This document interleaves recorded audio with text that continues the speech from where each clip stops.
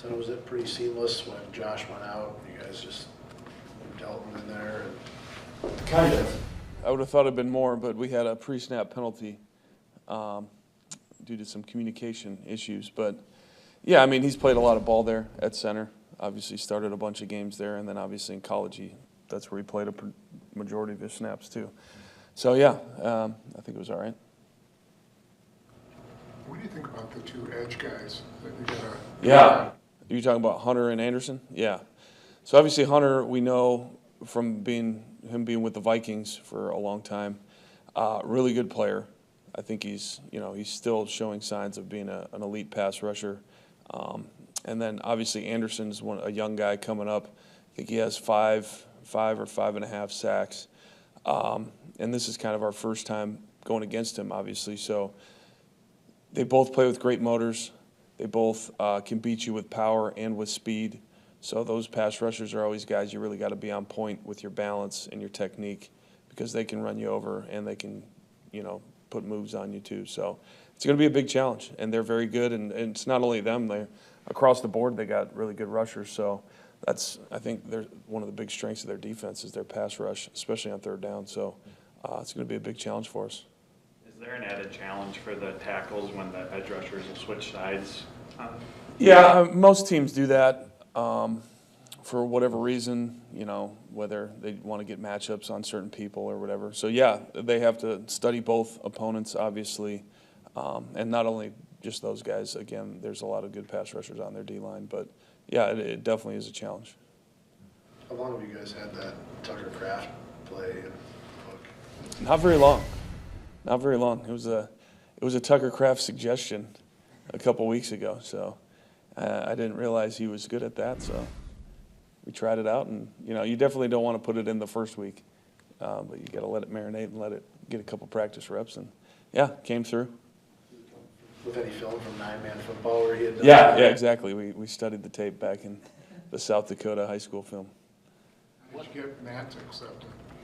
I think he had to see it before he was going to believe it. So that's, again, why we had to do it a few times in practice. Was it similar for you? What goes through your mind when your tight end comes up to you and says, yeah, put me under center for... Well, you get it from all kinds of people, whether it's a DB saying they should be playing running back or receiver or whatever it is. So you're like, oh, okay. And he brought it up before a walkthrough. So we had a couple extra minutes, and Josh was sitting right there. I'm like, all right, take some snaps from Josh, and he did, and it was actually pretty good. So I was like, okay, let's try it out. Steno, both Matt and Luke said that Jordan Morgan looked like a guy who hadn't played football in a while. Why is it still important to have him take all these snaps if he's going to be rusty? Well, I think the only way you get out of being rusty is by playing. You know what I mean? So, he had some bad snaps, yes, but he also had some good snaps too. So I think you're got to take the good with the bad a little bit, and then as he gets going, back from his injury, I think as we see him play, he's just going to keep improving like most young guys do. So I think it's important just to keep getting him in there and getting him playing time. And he's shown that he can play. So it's not like we're not putting him out there and he's not capable of doing it. He's actually doing a good job for the most part. So, yeah, I'm happy where we're at with the O-line. Adam, do you see other teams in the NFL with the objective of the rotation at a position in the line like you guys have done at right guard? Not too often, no. You don't really see that. Last year you faced a bunch of defensive coordinators who blitz a lot, and just all throughout the schedule.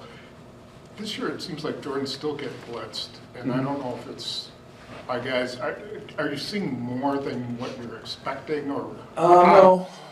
No, I think, anytime you play like the Vikings, you're expecting pressure on pretty much every snap, and teams like that.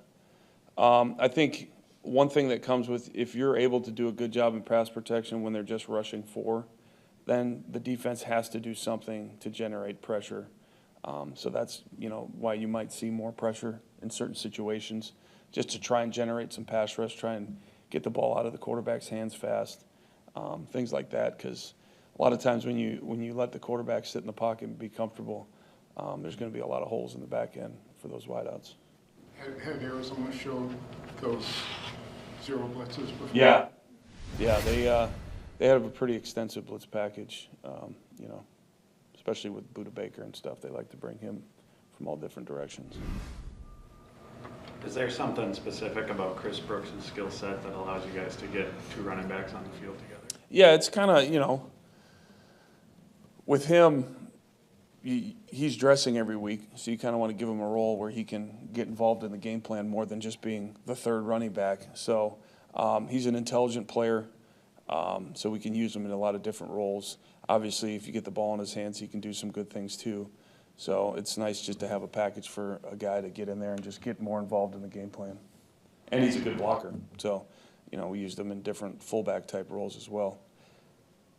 Were you surprised that all 3 of those neutral zone infractions were blown dead early in the first quarter? Were you thinking that maybe some free plays should come out of that? Yeah, I was hoping, especially I think it was the first or second one, but with the refs, sometimes it looks like there's contact or whatever it is if they get offsides a lot.